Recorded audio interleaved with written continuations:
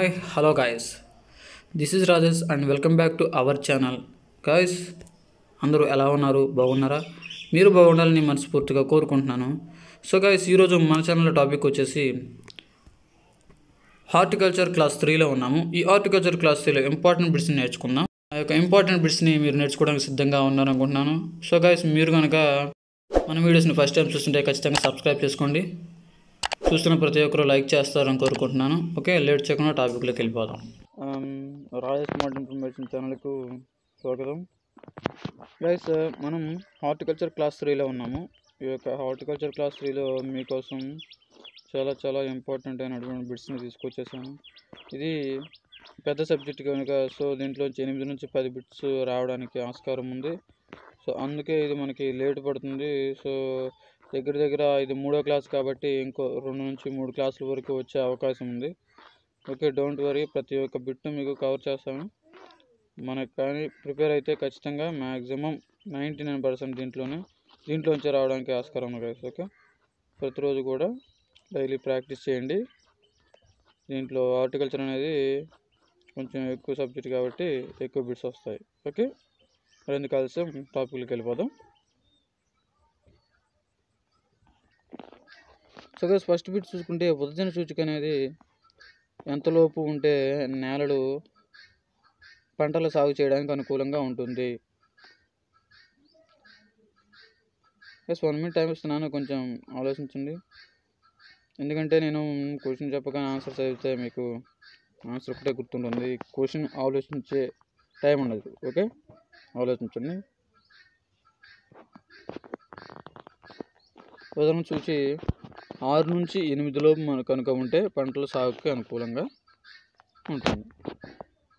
నేలలో ఉన్న మూలకం పరిమాణం, నేల భౌతిక పరిస్థితిని అంచనా వేసే పద్ధతిని ఏమంటారు? నేలలో ఉన్నటువంటి మూలకాల యొక్క పరిమాణం, నేల యొక్క భౌతిక పరిస్థితిని అంచనా వేసే పద్ధతిని చూసుకుంటే భూసార పరీక్ష అని చెప్పుకోవచ్చు. ఓకే, అదే నేలలో ఉన్నటువంటి మూలకాల పరిమాణం, అదేవిధంగా భౌతిక పరిస్థితిని అంచనా వేసే పద్ధతిని భూసార పరీక్ష అంటారు. ఏకవార్షిక పంటలు వేసే భూమి నుండి ఎంత లోతు వరకు మట్టి నమూనా తీసుకోవాలి? అంటే సంవత్సరం అంటే ఏకవార్షిక పంటలు అంటే సంవత్సరం మొత్తం పండించే పంటలు ఉంటాయి కదా, వాటిని ఏకవార్షిక పంటలు అంటారు. లైక్ చెరుకు అలాంటివి. ఏకవార్షిక పంటలు వేసే భూమి నుండి ఎన్ని మీటర్ల లోతు నుండి మట్టి పరీక్ష చేయడానికి నమూనాను తీసుకుంటారు? అంటే 6 అంగుళాలు. ఓకే, 6 అంగుళాల వరకు మట్టి నమూనా తీసుకొని సాయిల్ టెస్టింగ్ అనేది చేస్తారు గాయస్. ఓకే, సో గాయస్, అదేవిధంగా పండ్ల చెట్లు వేసే పొలంలో ఎంత లోతు వరకు మట్టి నమూనా తీయాలి? పండ్ల మొక్కలు అంటే లైక్ మామిడి, సపోటా ఇలాంటివి మొక్కలు తెచ్చుకున్నప్పుడు మట్టి పరీక్ష చేయడానికి ఎంత లోతు అనేది తీసుకోవాలంటే చూస్తాం మనం 4 to 5 feet అడుగులు. గైస్, 5 వచ్చేసరికి ఏకవార్షిక పంటలు వేసే భూమిలో 6 అంగుళాలు ఓకే లోతులో మట్టి నమూనాను తీయాలి. ఇది మాత్రం వచ్చేసరికి పండ్ల చెట్లలో 4 to 5 feet. ఓకేనా, అంత లోతులో మట్టి నమూనా తీసి సాయిల్ ల్యాబ్ టెస్టింగ్ పంపించింది. వాళ్ళు సాయిల్ టెస్టింగ్ చేసి నత్రజని, భాస్వరం, పొటాషియం, అదేవిధంగా మైక్రోన్యూట్రియన్స్ కూడా ఎలా ఉన్నాయని చెబుతారు. ఓకే, ఆకుల నుండి నీరు ఆవిరిగా మారడాన్ని ఏమంటారు? రైస్, అందరికీ తెలిసిందే, ఆకుల నుండి నీరు ఆవిరిగా మారడాన్ని బాష్పోత్సేకం అంటారు. ఓకేనా, అదేవిధంగా చూద్దాం. వర్షం కురిసినప్పుడు గాలి మరియు నేలకు నీరు పారించినప్పుడు కానీ నీరు అంటే నేలలోకి ఇంకి మట్టి రేణువుల చుట్టూ నీరు నిలిచిపోవడాన్ని ఏమంటారు? గైస్, వర్షం కురిసినప్పుడు కానీ లేదా నీరు అనేది నేలకు మనం పెట్టినప్పుడు కానీ ఆ నీరు అనేది లోపలికి ఇంకిపోయి మట్టి రేణువుల మధ్య చుట్టూ కూడా నీరు చేరిపోయి నిల్వ ఉంటుంది. దీన్ని ఏమంటారు అంటున్నాడు? నిలిచిపోవడాన్ని. ఓకేనా, వర్షం కురిసినప్పుడు కానీ లేదా నేలకు నీరు పారించినప్పుడు కానీ నీరు నేలలోకి ఇంకి మట్టి రేణువుల చుట్టూ నీరు అనేది నిలిచిపోవడాన్ని ఏమంటారు?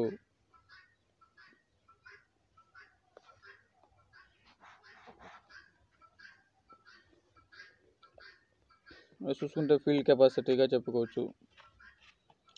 ఫీల్డ్ కెపాసిటీ అంటారు. ఓకే, అలా నీరు అనేది నిలిచిపోవడాన్ని ఫీల్డ్ కెపాసిటీ అంటారు.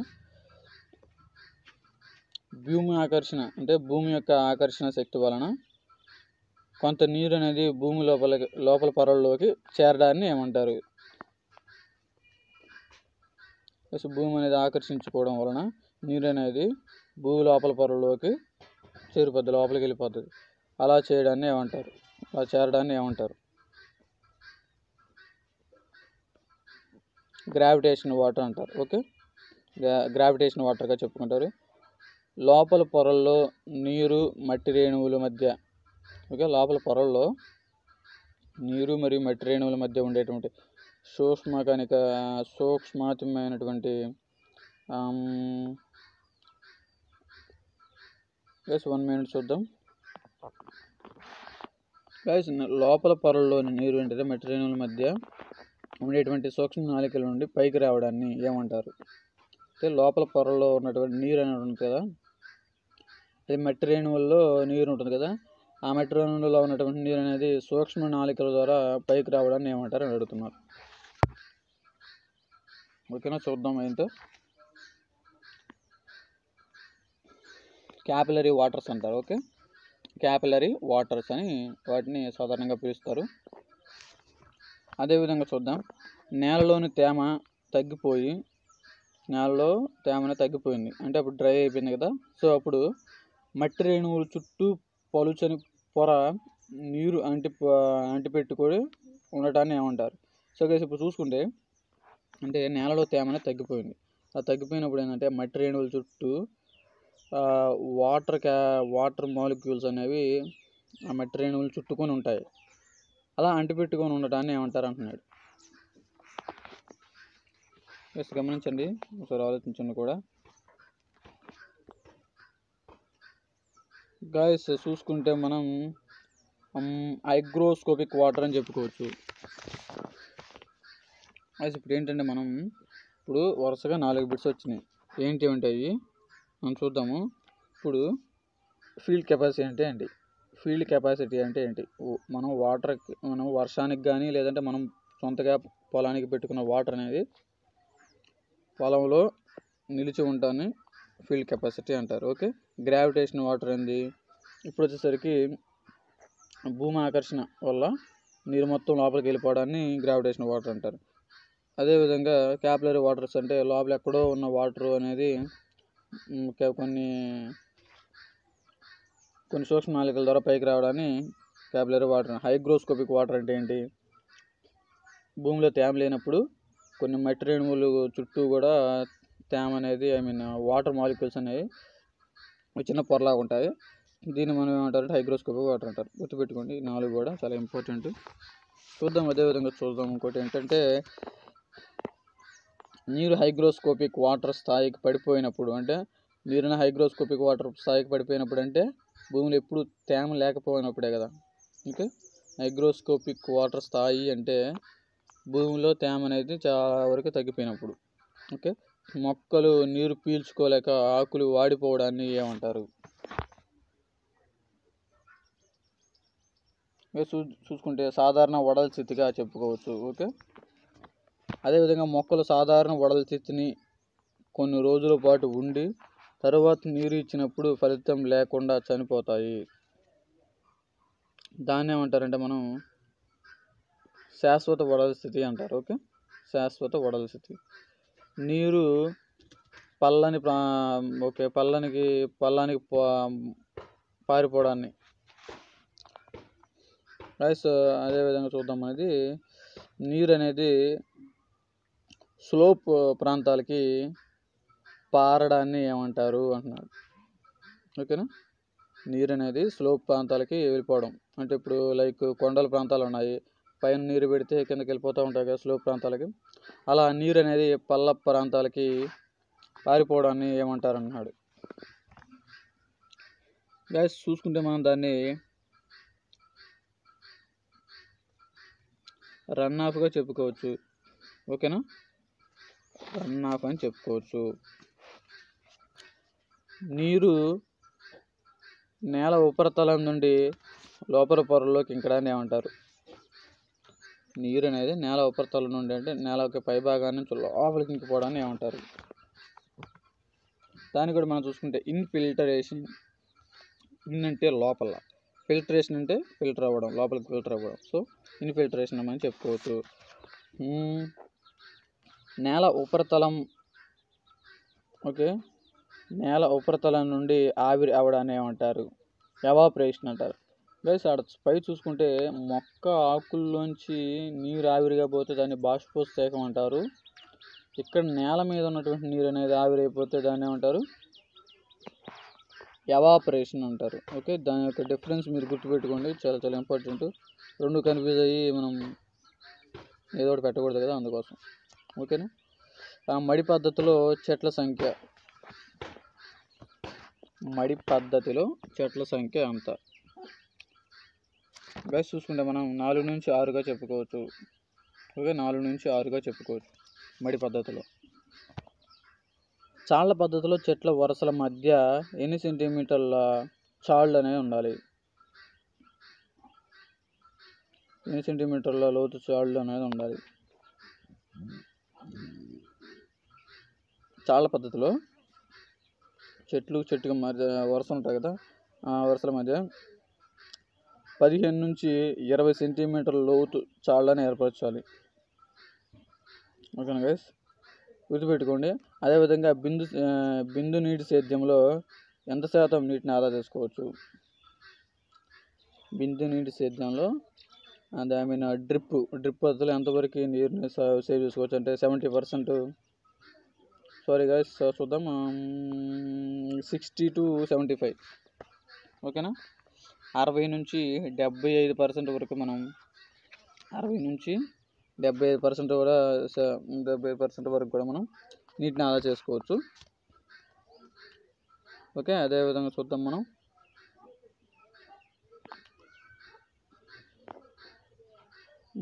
చూసుకుంటే మట్టి కుండలు పాతి నీరు ఇచ్చుటలో ఒత్తిని తయారు చేయుటకు ఉపయోగించే వస్త్రం ఏంటి?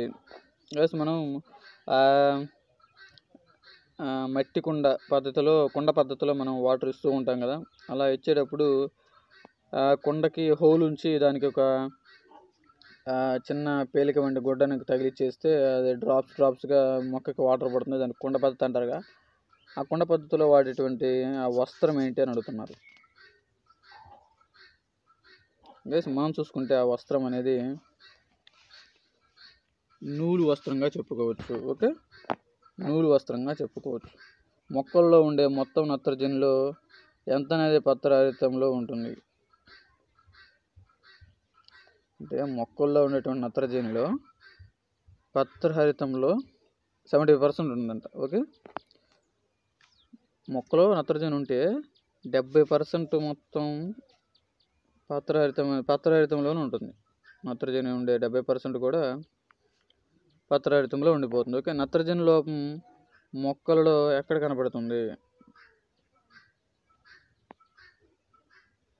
నత్రజని లోపం మొక్కల్లో ఎప్పుడు కనబడుతుంది? ఎదుగుదల మరియు పూత కాయ దశలో. ఓకే, మొక్క పెరుగుదల మరియు పూత, ఓకే, పూత దశలో కనపడుతుంది గైస్. కాల్షియం కణకవచంలో, అంటే కాల్షియం అనేది చూద్దాం మనం 1 minute.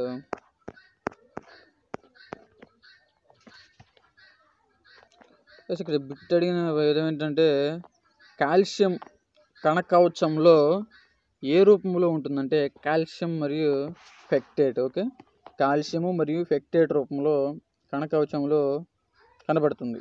ఓకే, కాల్షియం అనేది కణకవచంలో కాల్షియం మరియు ఫెక్టినేట్ రూపంలో మనకి ఉంటుంది.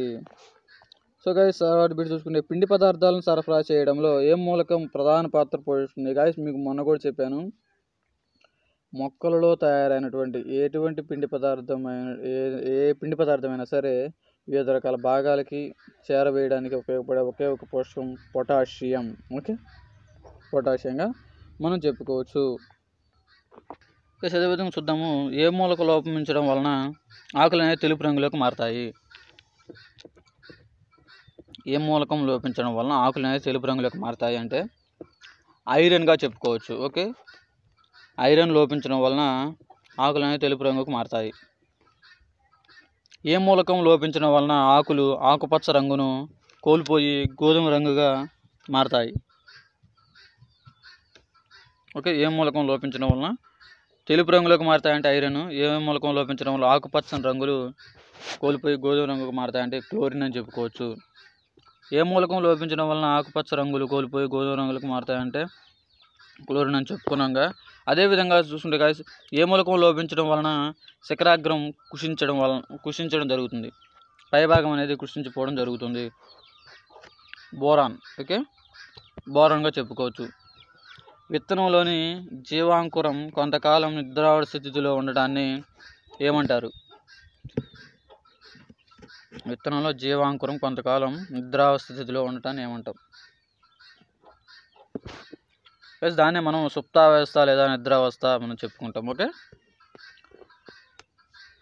అదేవిధంగా బీజ కవచాన్ని అరగదీసి కానీ లేదా పగలగొట్టి కానీ బలహీనపరచడాన్ని ఏమంటాం? ఇది చాలా చాలా ఇంపార్టెంట్ కూడా. బీజ కవచాన్ని అరగదీసి కానీ పగలగొట్టి కానీ బలహీనపరచడాన్ని ఏమంటాము?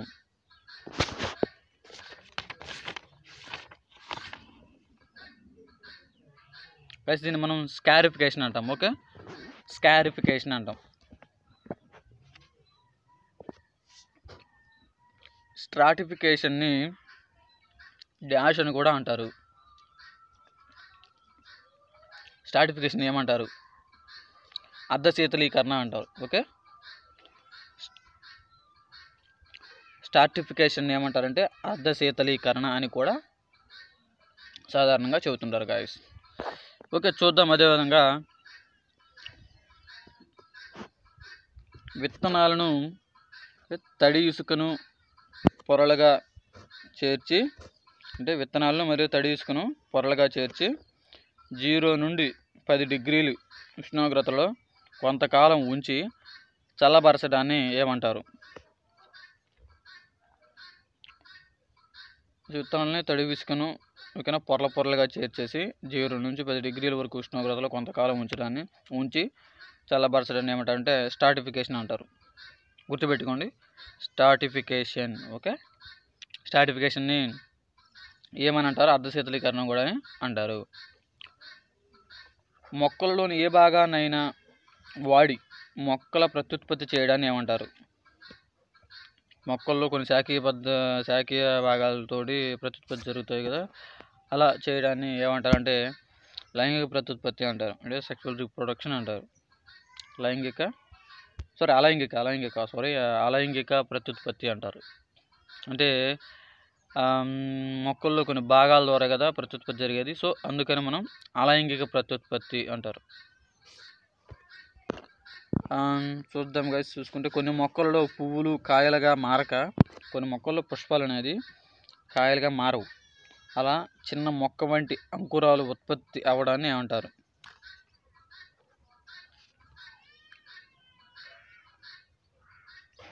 కొన్ని మొక్కల్లో పువ్వులు అనేది కాయలుగా మారక చిన్న మొక్క వంటి అంకురాలు ఉత్పత్తి అవ్వడాన్ని ఏమంటారు? బల్బిల్స్ అంటారు గాయస్. ఓకే, బల్బిల్స్ అంటారు. అదేవిధంగా చూసుకుంటే నేల లోపల భాగం గల కాండం నుండి పెరిగే ప్రత్యేకమైన కొమ్మలను ఏమంటారు?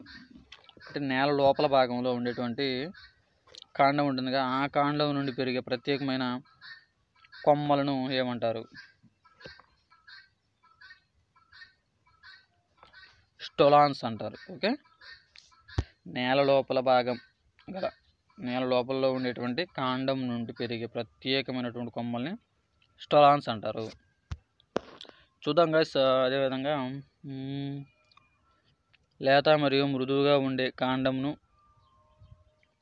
ఓకే, లేత మరియు లేత కొమ్మ. Okay, 1 minute guys. లేత మరియు మృదువుగా ఉండే కాండమును నాటడాన్ని ఏమంటారు? లేతగా లేదా మృదువుగా ఉండేటువంటి కాండాన్ని మనం నాటుకోవడాన్ని ఏమంటారు అంటున్నాడు. చూద్దాము, సరే గెస్ చేయండి గైస్ మీరు కూడా. సాఫ్ట్ వుడ్ కటింగ్ అని చెప్పుకోవచ్చు. ఓకేనా, సాఫ్ట్ వుడ్ కటింగ్గా చెప్పుకోవచ్చు.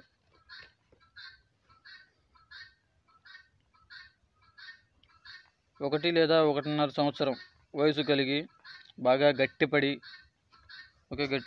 బాగా గట్టిపడి ఉన్నటువంటి కాండం ముక్కలను ఏమంటారు?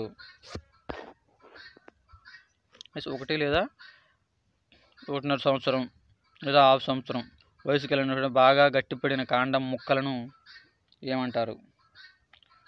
హార్డ్వుడ్ కటింగ్గా చెప్పుకోవచ్చు. లేత మృదువుగా ఉంటే సాఫ్ట్ వుడ్ కటింగ్ అని, కొంచెం బాగా గట్టిపడితే అది హార్డ్వుడ్ కటింగ్ అంటారు. ఒక మాదిరిగా గట్టిపడి కాండాన్ని ముక్కలుగా కోసి నాటడాన్ని ఏమంటారు? Semi hardwood cutting. అంటే 1 లేదా 1 సంవత్సరంన్నర ఉంటే అది బాగా గట్టిపడుతుంది కాబట్టి అది బాగా హార్డ్వుడ్ కటింగ్ అంటుంది. ఇది ఒక మాదిరి కాబట్టి దాంట్లో సెమీ హార్డ్వుడ్ కటింగ్ అనుకోవచ్చు. ఓకే, ఒక మాదిరి గట్టిగా పడి కాండాన్ని ముక్కలు చేస్తాను సెమీ హార్డ్వుడ్ కటింగ్ అంటారు. చూద్దాం, లేత కొమ్మ భాగాలను వాడటాన్ని ఏమంటారు?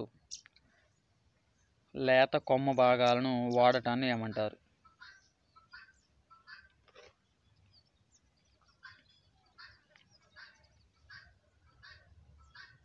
హెర్టేషియస్ కటింగ్ అంటారు. Okay, herbaceous cutting. లేత కొమ్మల భాగాలని వాడటాన్ని హెర్టేషియస్ కటింగ్. చూసుకున్నాం కదా, హాఫ్ వుడ్ కటింగ్ అన్నాము, హార్డ్వుడ్ కటింగ్ అన్నాము, సెమీ హార్డ్వుడ్ కటింగ్ అన్నాము, ఇంకోటి వచ్చేసరికి హెర్టేషియస్ కటింగ్స్ అన్నాము. ఓకే, అదేవిధంగా అంటు కట్టిన జాయింట్ పై భాగాన్ని ఏమంటారు? అంటు కట్టిన జాయింట్ పై భాగాన్ని ఓకే సయాన్ అని, అంటుకట్టిన జాయింట్ కింద భాగాన్ని స్టాక్ అని అంటారు. ఒకటి గుర్తుపెట్టుకోండి, మనకి స్టాకు సయాను SY. ఓకే, స్టాకు సయాను, లేదంటే YS అని గుర్తుపెట్టుకోండి. ఓకేనా గైస్, అంటుకట్టిన పై భాగాన్ని సయాన్ అని, అంటుకట్టిన కింద భాగాన్ని స్టాక్ అని అంటారు కదా. మీరు కింద నుంచి గుర్తుపెట్టుకోండి, స్టాకు సయాన్ అని సింపుల్గా గుర్తుంటుంది. Okay, stock సయాన్.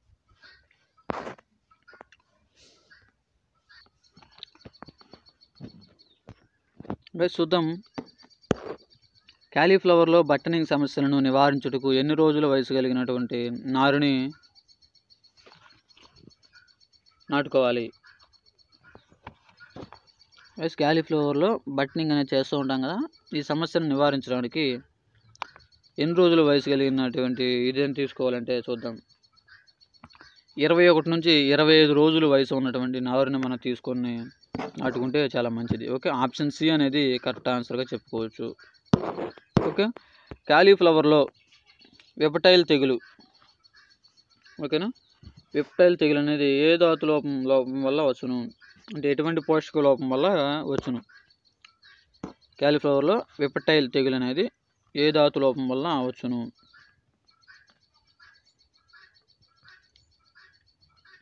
ఆప్షన్ B అనేది కరెక్ట్, మాలిబ్డినం.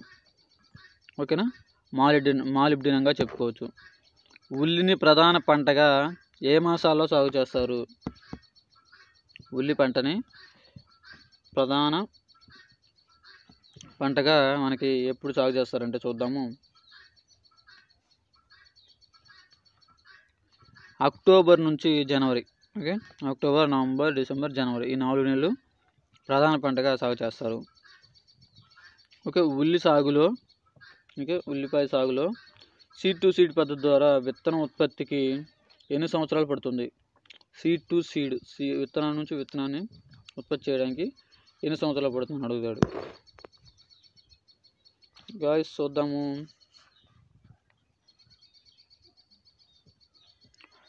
ఆప్షన్ B అనేది కరెక్ట్ ఆన్సర్గా చెప్పుకోవచ్చు. 1.5 సంవత్సరం వరకు కూడా పడుతుంది. ఓకే, ఆలుగడ్డను ఏ సీజన్లో మాత్రమే సాగు చేస్తారు? ఆలుగడ్డను ఏ సీజన్లో మాత్రమే సాగు చేస్తారంటే బంగాళదుంపని. కానీ ఆప్షన్ B అనేది కరెక్ట్ ఆన్సర్గా చెప్పుకోవచ్చు. రబీ, మనకి రబీ, ఖరీఫ్ ఇలా ఉన్నాయి కదా. సో రబీ కాలంలో మాత్రం ఆలుగడ్డని సాగు చేస్తారు. ఓకే, ప్రజెంట్ ఇది ఖరీఫ్. ఈ ఖరీఫ్ సీజన్లో మనకి ఇది 7 నెలలు కాబట్టి ఇది ఖరీఫ్. ఈ ఖరీఫ్ సీజన్లో ఆలుగడ్డని సాగు చేయరు. సో రబీ సీజన్లో మాత్రమే చేస్తారు. ఆలుగడ్డలో సుప్తావ్యవస్థను తొలగించుటకు ఉపయోగించే రసాయనం. ఆలుగడ్డలో సుప్తావ్యవస్థను తొలగించుటకు వాడే రసాయనం ఏంటి అని అడుగుతున్నారు.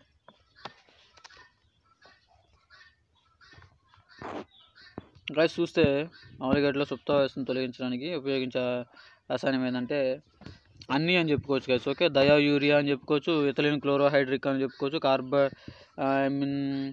కార్బన్ డై సల్ఫేట్ అని చెప్పుకోవచ్చు. ఓకే, యూరియా అని చెప్పొచ్చు, ఇథిలిన్ క్లోరోహైడ్రిన్ అని చెప్పుకోవచ్చు, కార్బన్ డై సల్ఫైడ్ అని కూడా చెప్పుకోవచ్చు. ఓకే, ఈ కింది వానిలో కంచె కొరకు ఉపయోగించుకొను మొక్క ఏంటి? కంచె కొరకు ఉపయోగించే మొక్క ఏంటి అని అడుగుతున్నాడు.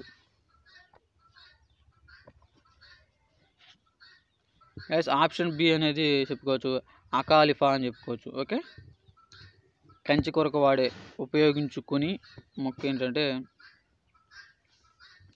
గైస్ చూస్తాడా నేను చదివిన బిట్ ఏంటి అంటే అర్థమైనా ఒకసారి మీకు? ఉపయోగించని. అందుకే మీరు చాలా కాన్సన్ట్రేషన్తో ఉండాలి. కింది వానిలో కంచె కొరకు ఉపయోగించని మొక్క ఏంటంటే అకాలిఫా. ఓకే, కాజూరైనా, రెయిన్ ట్రీ, గుల్మోలోహర్ అంటే ఇవి కూడా వాడతారు. అకాలిఫా అనేది కంచె కొరకు వాడరు. ఓకే, ఈ కింది వానిలో ఎడ్జ్ కొరకు ఉపయోగించే మొక్క, ఎడ్జ్ కొరకు ఉపయోగించే మొక్క ఏంటి అని అడుగుతున్నారు. ప్లస్ ఆప్షన్ బి అనేది కరెక్ట్. ఓకే, డ్యూరియాంటా. ఓకే, డ్యూరియాంటా అనేదాన్ని ఉపయోగిస్తారు. ఓకే, ఈ కింది వానిలో ఎడ్జ్ కొరకు ఉపయోగించే మొక్క ఏంటని చెప్పుకున్నాం కదా. ఇది వచ్చేసరికి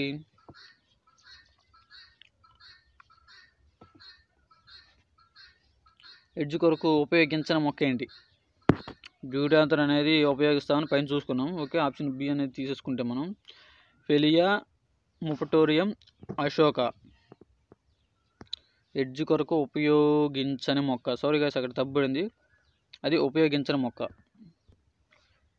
గైస్ ఓకే, ఉపయోగించిన మొక్క ఏంటంటే మనం చూసుకుందాం, ఆప్షన్ డీగా చెప్పుకోవచ్చు. అశోక అనే మొక్కని ఉపయోగించాలి అంటే ఈ మిగతా మూడింటిని ఎడ్జ్ కొరకు ఉపయోగిస్తారనే కదా దాని అర్థం. ఓకే, నియత తోటలో ముఖ్యమైన ఫీచర్ ఏంటంటే చూద్దాం. ఆప్షన్ ఏ, నియత తోటలో ముఖ్యమైన ఫీచర్ అంటే టోపియర్. ఓకే, టోపియర్ అనేది ముఖ్యమైన ఫీచర్గా చెప్పుకోవచ్చు. నియత తోటలకు ఉదాహరణ.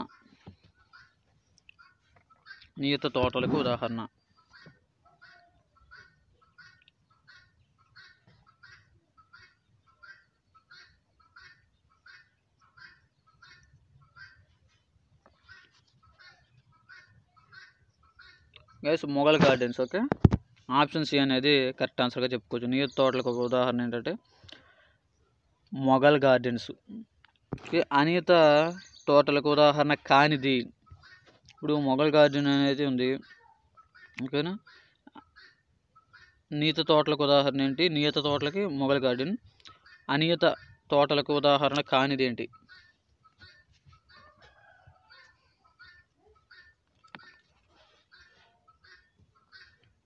అనియత తోటలకి ఉదాహరణ కానిది ఏంటి?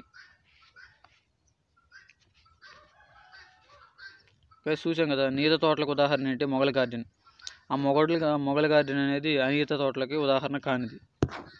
ఓకే, ఈ కింద ఆప్షన్ సి అనేది కరెక్ట్ ఆన్సర్గా చెప్పుకోవచ్చు. దాంట్లో చూద్దాం. ఈ కింది వానిలో గులాబీ నుండి తయారు చేసేటువంటి డాష్ను కళ్ళ కోసం వాడే లోషన్స్ తయారీలో వాడతారు. గైస్ మనం ఇది చూద్దాం, మనం బి అనేది చెప్పుకోవచ్చు. ఓకేనా గైస్, ఆ యొక్క గులాబీ నుండి తయారు చేసే పన్నీర్ అనేది కళ్ళ కోసం వాడేటువంటి లోషన్స్ తయారీలో ఉపయోగిస్తుంటారు ఈ పన్నీర్ని. ఓకే, ఆప్షన్ బి అనేది కరెక్ట్ ఆన్సర్గా చెప్పు. రోజ్ సెంట్ తయారీలో ప్రథమ స్థానంలో ఉన్న దేశం. రోజ్ సెంట్ ఉంటుంది కదా, పర్ఫ్యూమ్ ఉంటుంది కదా, దాని తయారీలో ప్రథమ స్థానంలో ఉన్న దేశం ఏంటి? రోజ్ సెంట్ అనేది తయారు చేయడంలో ప్రథమ స్థానంలో ఉన్న దేశం ఏంటి అని అడుగుతున్నారు. గైస్ చూసుకుంటే మనం బల్గేరియాగా చెప్పుకోవచ్చు. ఓకేనా, బల్గేరియాగా చెప్పుకోవచ్చు మనం. బలమైన ప్రిజర్వేటివ్గా పనిచేసే ఆల్కహాల్లో ఉండేటువంటి ఆల్కహాల్ శాతం.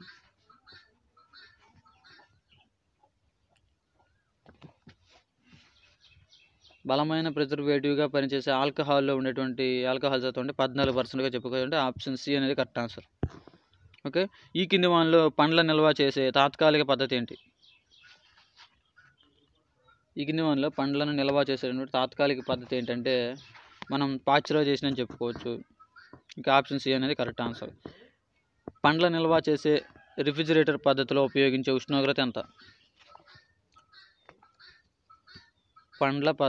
పండ్ల నిల్వ చేసే రిఫ్రిజిరేటర్ పద్ధతిలో ఉపయోగించేటువంటి ఉష్ణోగ్రత ఎంత అంటే 0 to 5 degrees. ఓకే, 0 నుండి 5 డిగ్రీలుగా మనం చెప్పుకోవచ్చు. ఓకే, అదేవిధంగా పండ్ల నిల్వ చేసే ఫ్రీజింగ్ పద్ధతిలో అంటే రిఫ్రిజిరేటర్లో ఉపయోగించేది ఎంత అంటే డిగ్రీలు 0 to 5 degrees అని చెప్పాం కదా. ఇక్కడ ఫ్రీజింగ్ పద్ధతిలో ఉపయోగించే ఉష్ణోగ్రత ఎంత?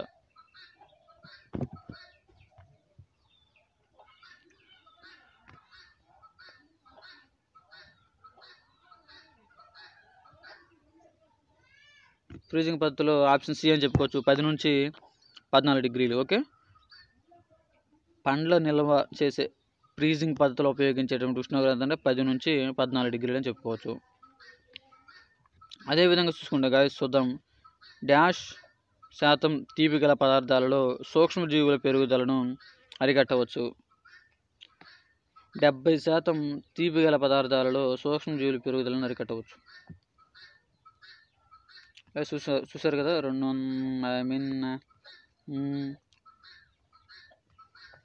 ఆప్షన్ ఏమనుకుంటామంటే సిగా చెప్పుకోవచ్చు. 70% కనుక తీపిగా ఉంటే పదార్థంలో సూక్ష్మజీవుల పెరుగుదల అనేది చాలా వరకు అరికట్టవచ్చు అని చెబుతున్నారు.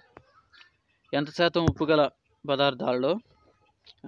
ఉప్పు కలిగినటువంటి పదార్థాల్లో సూక్ష్మజీవుల పెరుగుదలను అరికట్టవచ్చు? 70% తీపి ఉంటేనేమో సూక్ష్మజీవులను అరికట్టవచ్చు. అదేవిధంగా 15 నుంచి 20% ఉప్పు గల పదార్థాల్లో కూడా సూక్ష్మజీవులను నివారించవచ్చు. ఓకే, అదేవిధంగా ఈ కింది వానిలో డాష్ పదార్థంలో ఫెక్టిన్ ఉండును. ఫెక్టిన్ అనేది ఏ పదార్థంలో ఉంటుందని అడుగుతున్నారు. ఆప్షన్ సి జెల్లీగా చెప్పుకోవచ్చు. జెల్లీలో ఫెక్టిన్ అనేది ఉంటుంది. Okay, jelly.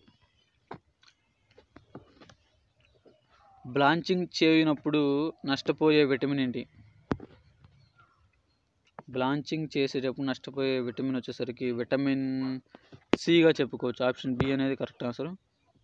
ఓకే, సీలింగ్ చేయనప్పుడు పదార్థం ఉంచిన పాత్ర ఉష్ణోగ్రత. సీలింగ్ చేసినప్పుడు పదార్థం ఉంచినటువంటి పాత్ర యొక్క ఉష్ణోగ్రత ఎంత ఉండాలంటే ఎంతగా తగ్గకూడదంటే ఆప్షన్ సి 74 degrees తగ్గకూడదు. ఓకే,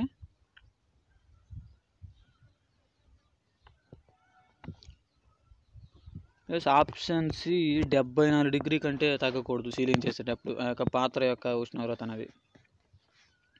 అన్ని పండ్లను డాష్ వద్ద ప్రాసెసింగ్ చేస్తారు. అంటే అన్ని పండ్ల మొక్కలను కూడా ఎన్ని డిగ్రీల వద్ద ప్రాసెసింగ్ అనేది చేస్తారు? అన్ని పండ్లను కూడా ఎన్ని డిగ్రీల వద్ద మనకి చేస్తారంటే ప్రాసెసింగ్ చూద్దాము గైస్. 100 డిగ్రీలు. ఓకే, అన్ని పండ్లను కూడా 100 డిగ్రీల వద్ద, ఆప్షన్ ఏ అనేది కరెక్ట్, 100 degrees వద్ద మనం ప్రాసెసింగ్ అనేది చేస్తారు గైస్. ఓకే, చూద్దాం. అదేవిధంగా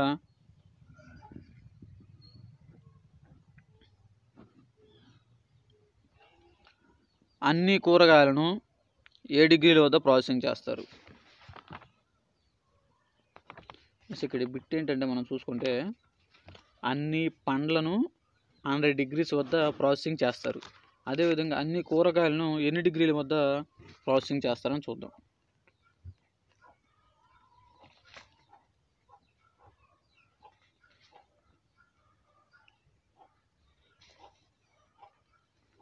గైస్ చూసుకుంటే 115 నుంచి 121 డిగ్రీలు. గైస్ గుర్తుపెట్టుకోండి, ఇప్పుడు ఈ రెండు కూడా గుర్తుపెట్టుకోండి, చాలా ఇంపార్టెంట్.